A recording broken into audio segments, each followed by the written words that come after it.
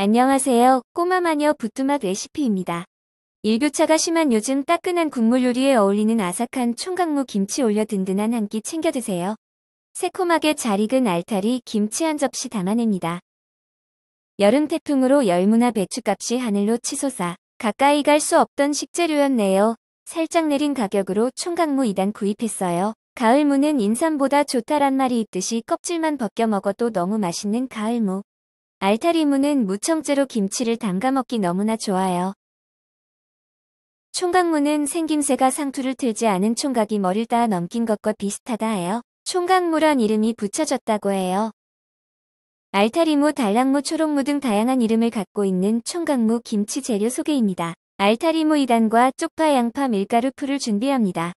절인 물로 굵은 소금 1/2컵과 소금 1/2컵을 준비해주세요. 양념장으로 마른 고추 15개, 고춧가루 1/2컵, 새우젓 2스푼, 액젓 1/2컵, 다진 마늘 2스푼, 생강 약간 매실청 1/2컵을 준비해주세요. 알타리무 다듬기를 해볼게요. 무청은 여린 줄기 3-4가닥 남기도 떼내줍니다. 지저분한 뿌리 부분만 잘라내고 되도록 무 껍질을 깎아내지 않고 손질해줍니다. 크기가 작은 건 통째로 사용하고 굵은 것은 반으로 잘라 먹기 좋은 크기로 만들어줍니다. 손질한 달랑무는 흙과 이물질이 제거되도록 흐르는 물에 문질러주며 여러 번 헹구어냅니다. 지저분한 부분은 칼로 긁어내 손질합니다.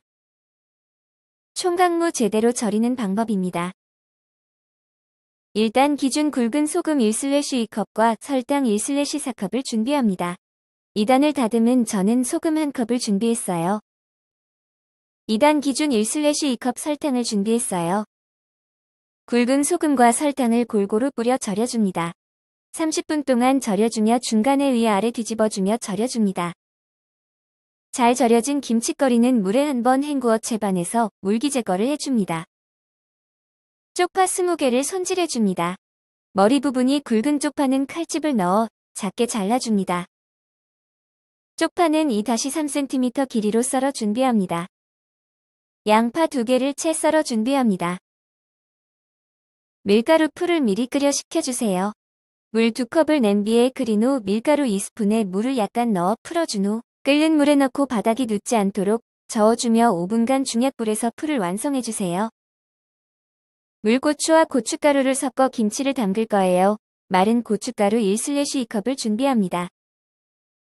미리 준비해둔 식힌 밀가루 풀에 고춧가루를 섞어 불려줍니다.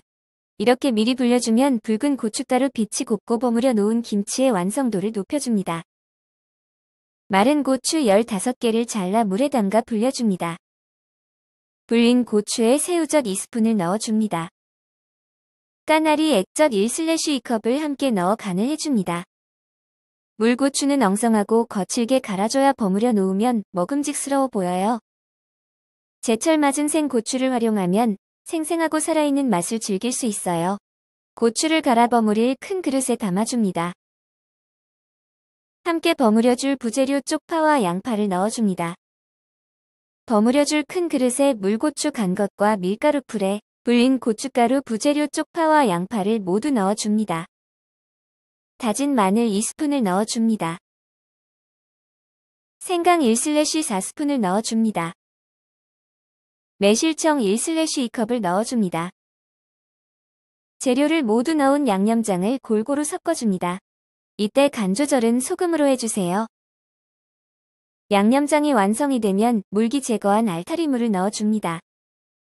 양념이 잘 배이도록 골고루 버무려줍니다.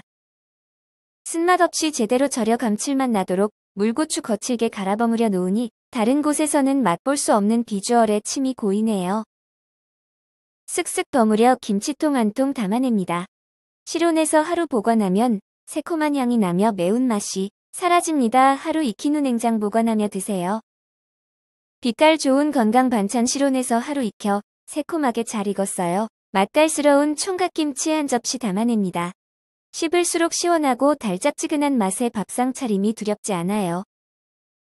자연의 기운을 모두 담아낸 달랑무 김치 요즘 먹기 딱 좋은 든든한 반찬거리 해결사입니다. 요즘처럼 썰렁해진 아침 저녁에 따끈한 국요리와 찰떡 궁합 총각김치입니다.